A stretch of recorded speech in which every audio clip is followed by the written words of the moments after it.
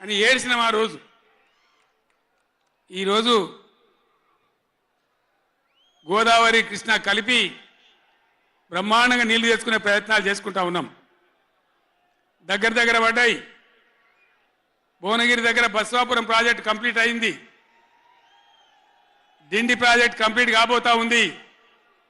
పాలమూరు ఎత్తిపోతల కోసం నోళ్లు తెరుచుకొని చూస్తూ ఉన్నారు దేవరకొండ, మునుగోడు వగైరా ప్రాంతాల ప్రజలు.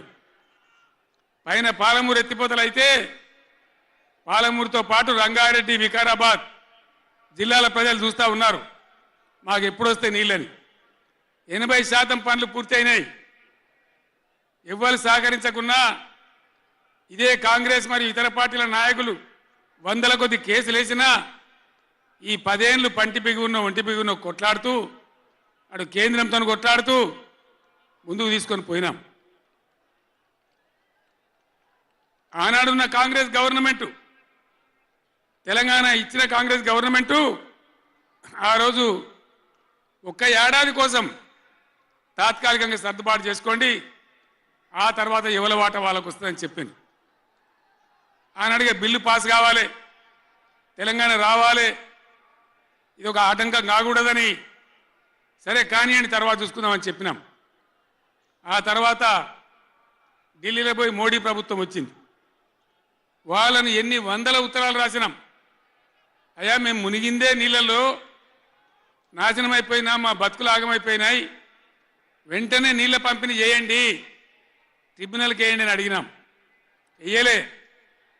వేయకపోతే సుప్రీంకోర్టుకు పోయినాం. సుప్రీంకోర్టుకు పోయి తగాదా పెట్టినాం. ఆ తర్వాత కూడా వేయలే. తర్వాత ఒక రోజు మళ్ళీ మీటింగ్ జరిగితే నేను గట్టిగా నిలదీస్తే మీరు కేసు బంద్ చేయండి, మేము ట్రిబ్యునల్కి ఇస్తామని చెప్పినారు. సరే మంచి మాట ఇచ్చేటోళ్ళు వాళ్ళు కాబట్టి, కేంద్ర ప్రభుత్వం కాబట్టి కేసు విత్డ్రా చేసుకున్నాం. ఆ తదనంతరం వేయలే ట్రిబ్యునల్ తొందరగా. 100 ఉత్తరాలు రాసిన నేను.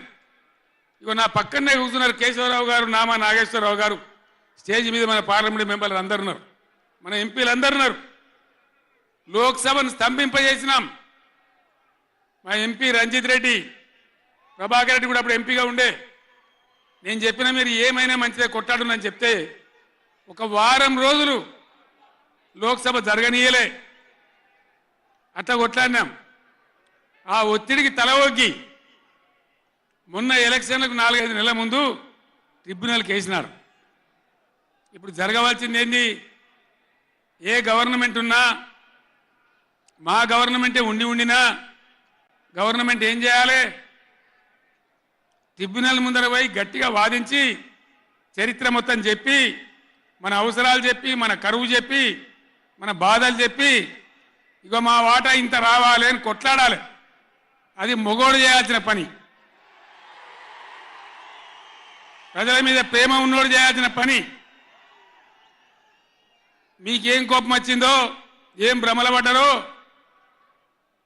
పాలిచ్చే బర్రెను ఆయన అమ్మేసి దున్నపోతుంది తెచ్చుకున్నారు. ఇక తర్వాత ఏం నడుతుందో 3వ నెల మీరు కండ్లారా చూస్తున్నారు. చిన్న చిన్న విషయాలు పర్వాలేదు, కానీ మన జీవితాలనే దెబ్బకొట్టేటువంటి కృష్ణా జలాలు కేఆర్ఎంబి అంటే కృష్ణా రివర్ మేనేజ్మెంట్ బోర్డుకు భద్రపల్లాగబోయి అప్పయిపోయినారు ఈ గవర్నమెంట్.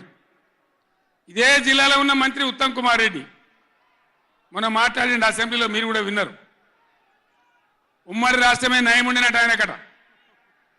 ఉమ్మడి రాష్ట్రమే మంచిగా ఉండే ఇప్పుడు మంచిగా లేదట. మరి శ్రీకాంతాచారి ఎందుకు చచ్చిపోయింది? ఇదే జిల్లాలో పుట్టే బిడ్డ. ఎందుకు చచ్చిపోయిన ఉద్యమకారులు? అంత పెద్ద ఉద్యమం ఎందుకు జరిగింది?